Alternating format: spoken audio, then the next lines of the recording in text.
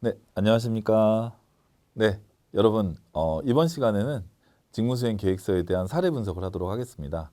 앞강의에서 직무수행 계획서에 대한 개념, 정의에 대해서 말씀을 드렸는데, 이제 여러분들이 이거를 잘 작성하려면, 이렇게 하면 되겠구나라는 감이 오지만, 실제 여러분이 작성을 하시면 바로 안 되시겠죠. 예, 아무래도 보는 것과 그 다음에 내가 직접 하는 것은 쉽지 않을 거라고 생각을 해서, 여러분들이 직무수행 계획서를 좀 케이스 스타디를 통해서 여러분들이 쉽게 접근하실 수 있도록 이번 장을 만들어 봤습니다.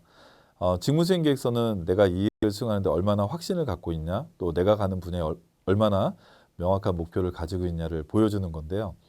여러분들은 이걸 작성하지 않는 회사라 하더라도 한 번쯤은 여러분이 이거를 경험 삼아서 작성을 내가 목표 기업이면 해 주시면 여러분이 면접 가셔서 굉장히 자신감 있게 얘기하실 수 있기 때문에 이걸 꼭 작성하지 않는다고 하더라도 여러분이 직무수행 계획서를 한번 연습 삼아서 작성해 보시면 여러분 가는 분야에서 자신감 있게 충분히 잘 수행하실 수 있지 않을까 싶습니다. 자, 그럼 이제 구체적인 내용에 대해서 같이 보도록 하겠습니다. 네, 직무수행 계획서가 공기업은 이제 작성하는 곳도 있고 작성하지 않는 곳도 있는데 공무원의 경우는 100% 작성을 합니다. 그래서 여러분들 이런 내용을 딱 보시면 이게 뭔가 하고 이렇게 좀 고민되실 수 있는데 또 인터넷 강의를 보니까 되게 다양한 내용들이 많은데 제가 봤을 땐 좀 명확한 기준을 가지고 하는 것보다는 좀 중구난 방식으로 돼 있더라고요. 그래서 여러분들한테 작성하는 개념과 또 작성 방식은 당연히 개인마다 다를 수 있지만 여러분이 좀 더 쉽게 정확한 개념에 맞춰서 작성하는 법을 사례 중심으로 좀 말씀을 드리겠습니다. 기본적으로 이제 여러분들의 응시 번호 이런 작성 항목이 있고요. 양식은 기본적으로 주는 회사들이 많습니다. 그래서 직무수행 계획서하고 이렇게 작성하시오 이런 것만 딱 넣어주는데요. 이제 구체적으로 내용에 대한 구성은 여러분이 한 단계 한 단계 이렇게 해주시면 좋을 것 같습니다. 그래서 응시 번호, 응시 분야, 성명을 작성을 해주시고 유의사항은 분명히 이제 NCS 채용에서의 가장 중요한 것은 인적사항이 들어가면 안 되기 때문에 학교명, 출생지, 부모의 직업이라든지 이런 개인적인 신상이 들어가면 안 되기 때문에 이 부분을 조금 유의해서 작성을 해주시면 좋을 것 같고요. 자, 이 공간을 어떻게 채울 거냐. 제가 이제 이 공간은 조금 줄여놨는데 화면을 보이게 하기 위해서 여러분 이 공간을 어떻게 채울 거냐를 한번 잘 고민해 보실 필요가 있다고 생각을 해요. 그래서 제가 그냥 이렇게 예를 들어서 한번 작성을 해봤는데 그러니까 가장 먼저 직무수행 계획서라는 거는 내가 직무를 수행하기 위해서 앞으로 어떻게 할 거냐라는 목표이기 때문에 가장 중요한 것은 직무의 정의가 나와야 되죠. 그래서 여러분들이 직무기술서 우리 앞에 강의에서 봤었죠. 그 직무에서 여러분들 직무기술서의 내용을 보시고 제가 지원하는 업무는 뭐 문서의 관리, 문서의 보전, 문서의 효율적 운영, 그리고 시스템에 대한 관리, 그 다음에 회의 운영 지원 이런 업무를 수행하게 됩니다. 이렇게 여러분이 수행하는 직무에 대해서 어떤 직무다라는 걸 얘기해주고 그 직무에 대한 정의를 간단하게 정의를 내려주시면 이분이 뭘 얘기하려고 한다라는 것을 알 수 있을 것 같아요. 두 번째는 여러분들이 직무 수행 목표가 나와야 되는데 그러면 내가 사무행정 업무다라고 하면은 뭐 사무행정에서는 기본적으로 내가 수행하는 업무는 이러한 직무에 대한 정의를 기반으로 뭐 업무의 효율적 지원을 한다. 또 두 번째는 회의 운영 지원을 통해서 쾌적한 환경을 구성을 한다. 또 문서의 보관이라든지 이런 걸 통해서 문서의 보안 관리를 철저히 하고 대외비를 정리해서 문서의 외부 유출을 철저하게 관리한다. 뭐 이 정도의 목표가 나오면 딱 좋을 것 같아요. 그죠? 그리고 나서 문서에 대한 세부 계획으로는 여러분이 이제 뭐 예를 들어서 1단계, 2단계, 3단계 이렇게 단계별로 여러분들이 관련 규정에 대한 얘기도 하고 준수 내용에 대해서 여러분들이 나는 어떻게 하겠다라는 거를 항목으로 해주시면 좋은데 여기서 주의할 점은 이거를 개조식으로 할 거냐 서술식으로 할 거냐 이제 차이입니다. 개조식이라는 건 1번, 2번, 3번 이렇게 번호를 매겨주는 거고요. 서술식으로는 그냥 쭉 쓰는 그런 형태의 글을 얘기하죠.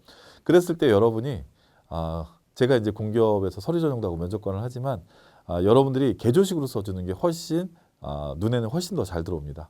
공무원분들 같은 경우나 공기업에서도 이런 개조식을 굉장히 선호하거든요. 그래서 여러분 이렇게 번호를 매겨서 1번, 2번, 3번 그리고 뭐 작은 괄호 1번 이런 식으로 해주시고 눈에 쫙 들어오게 보여주시면 훨씬 가독성도 올라갈 거라고 생각을 하고요. 마지막에 아까 여러분들이 했을 때 어떤 효과나 또 여러분의 마지막 마무리 다짐 나는 이걸 어떻게 하겠다 여기까지 보여주시면 여러분들이 훨씬 더 원활하게 수행할 수 있을 것 같습니다. 그래서 우리가 이제 다양한 직무를 수행을 하는데 이제 예를 들어서 여러분들이 이걸 하실 때 제가 직무기술서나 경력개발 경로는 잘 보여드렸는데 이제 여러분들이 가시는 분야의 회사의 사업 목표나 비전도 굉장히 중요하다고 말씀드렸죠. 그래서 사업 목표와 비전도 우리가 좀 조사해 볼 필요가 있는데 홈페이지에 들어가면은 사실 좀 복잡하더라고요. 그래서 여러분이 간단하게 찾아볼 수 있는 사이트 중에 하나가 뭐냐면 알리오라는 사이트가 있어요. 이제 여러분들 아마 준비해 보신 분들은 충분히 아실 것 같은데 알리오는 공공기관에서 채용하는 사이트에 관련된 내용은 여기에 다 나오게 되죠. 그래서 보통 이제 알리오의 밑에 들어가면 채용 공고라는 게 나오고 공기업이나 공공기관을 지원하시는 분들은 거기에서 검색을 하시면 됩니다. 다 아시는 걸일 거라고 생각하고요. 그럼 이제 저는 여러분들한테 어디를 추천해 드리고 싶냐면 이 알리오 사이트 중에 경영공시 내용을 제가 이제 추천을 해 드리려고 합니다. 홈페이지를 들어가면 여러분이 이제 막 되게 복잡하게 돼 있어요. 그러다 보니까 이제 일일이 찾는 게 좀 힘들고 어렵기 때문에 여러분들이 이걸 통해서 확인을 하시면 좀 더 빠르게 찾을 수 있고요. 이 정도만 보셔도 충분할 것 같습니다. 그러면 이제 여기서 여러분들 이 내용을 클릭을 하시면 그러니까 제가 이제 경영 공시라는 내용이 기업별로 이렇게 쭉 나와 있는데 다양한 기업들이 좋은 기업들이 많은데 그냥 우리가 다 아는 기업을 목표로 해서 여러분한테 보여드리는데요. 여러분들이 여기서 이 내용을 보시면서 가장 먼저 이제 기본적으로 나오는 게 이제 기관에 대한 설립일, 그다음에 이제 설립 근거에 대한 내용이 나옵니다. 그래서 내가 이걸 작성하기 위해서는 회사의 어떤 방향이나 이정표도 알아야 되기 때문에 여러분들 그걸 보시고요. 가장 중요한 설립 목표죠. 이 회사가 어떤 목적으로 설립이 됐다. 전력자원 개발과 발전, 송전, 배전, 변전을 통해서 이와 관련된 사업을 제공하거나 영업하는 업무를 수행하고 있고요. 나머지는 법규인데 밑에 내려가시면 뭐가 있냐면 여기 가시면 이렇게 이제 전력 계통에 대한 안정성이라든지 이런 부분의 내용이 나옵니다. 그래서 여러분이 이걸 보시면서 전력 수급의 뭐 예를 들어서 이 경영 목표가 안정화, 그다음에 이제 탄소 중립에 대한 대응, 미래 혁신 기술에 대한 확보, 그다음에 신사업 신시장에 대한 개척, 또 지속 가능 성장 기반을 구축한다. 이게 이제 사업 목표란 말이죠. 우리가 이제 경영 목표로. 자, 그러면 이제 내가 가는 직무에 대해서 배웠고 또 내가 가는 경력 개발 경로를 배웠으면 내가 가야 될 방향은 나왔어요. 그죠? 그러면 그런 업무를 내가 여기 중에서 어디에 좀 초점을 맞춰서 좀 기여한다고 얘기를 할까 한다면 예를 들어서 이제 탄소 중립에 요즘에 이제 가장 이슈죠. 뭐 환경 오염이라든지 뭐 온도 상승이라든지 이런 부분이 이제 요즘에 굉장히 화두가 되고 그래서 ESG라고 해서 뭐 환경 그다음에 S 사회적 책임, G 가버넌스에서 준거 법적 기준을 준수하겠다 이런 게 이제 요즘 화두잖아요. 그러면 내가 가는 직무에서 나는 이런 거에 맞춰서 좀 내 직무 수행 계획서를 작성해야겠다 이렇게 방향과 목표를 결정하시면 여러분이 작성하실 때 훨씬 더 구체적이고 명확하게 보여지거든요. 그래서 탄소 중립 에너지 전환인데 전력 계통에 대한 선제적 보강 및 계통 운영 고도화, 또 신재생 에너지 개발 및 적기 접속 기반 조성, 또 전략적 수요 관리를 추진한다 해서 효율적인 탄소 배출을 억제하고 이런 분야에 회사가 이제 경영 목표를 가지고 선제적으로 활동을 한다 이런 내용이잖아요. 그러면 이제 여러분이 이 내용을 보시고 나는 이거를 이렇게 활용을 해보겠다라고 해서 여러분이 작성하는 거죠.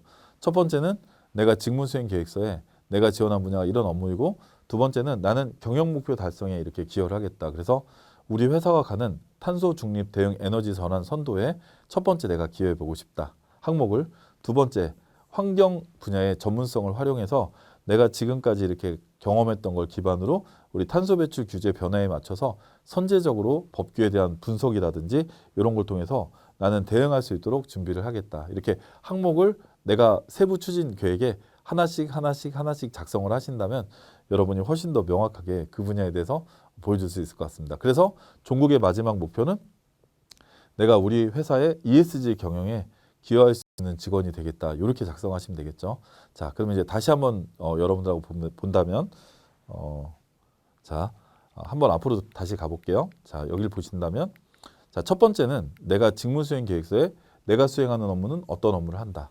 여러분이 정의를 내리고 그 다음에 이제 이 직무 수행 목표를 위해서 여러분들이 내가 지원하는 분야에 맞춰서 이렇게 목표를 수행을 한다. 그리고 세부 수행 계획에 따라서 앞에서 봤던 탄소 배출 규정을 준수하겠습니다. 또 내가 그런 부분에서 환경에 대한 선도적 역할을 할 수 있도록 제 경험을 활용하겠습니다. 또 마지막으로 이러한 법규의 변화라든지 이러한 부분에 대해서 저는 주기적으로 관리를 하겠습니다. 그래서 그 외에 또는 공기업 직원으로서 윤리 규정이라든지 회사의 준수 규정을 철저하게 준수하겠습니다. 그리고 이렇게 했을 때 저는 이러한 효과를 내고 우리 회사에 기여하겠습니다. 이렇게 작성하실 수 있겠죠? 네. 그래서 제가 이제 여러분한테 직무수행 계획서에 들어가는 세부 내용, 세부 내용에 대해서 여러분들하고 간단하게 사례로 한번 봤고요. 다음 과정에서는 여러분들이 이제 이런 부분들을 어떻게 작성하면 되는지를 같이 보도록 하겠습니다. 자, 이번 강의를 간단하게 요약을 하면, 자, 첫 번째는 직무수행 계획서를 작성 방법을 여러분들한테 단계별로 한번 확인을 했었고요. 또 이런 단계별 작성 절차를 하기 위해서 지금까지 배워온 지식을 기반으로 활용하는 방법을 여러분들하고 같이 얘기했습니다. 또 세부 내용 작성 방법을 보기 위해서 안료에 들어가서 회사의 경영 목표, 비전, 사업 계획을 한번 여러분 보시고 거기에 맞춰서 작성하면 좋다라는 말씀을 드렸고요. 마지막으로 여러분들이 이러한 수행 직무에 대해서 세부 수행 계획을 기반으로 해서 여러분들이 어떻게 내가 이걸 하겠다라는 의지와 또 여러분들이 이렇게 했을 때 그 결과물에 대한 효과도 여러분들하고 확인하는 방법을 배웠습니다. 자, 여러분 어렵진 않죠? 네, 여러분이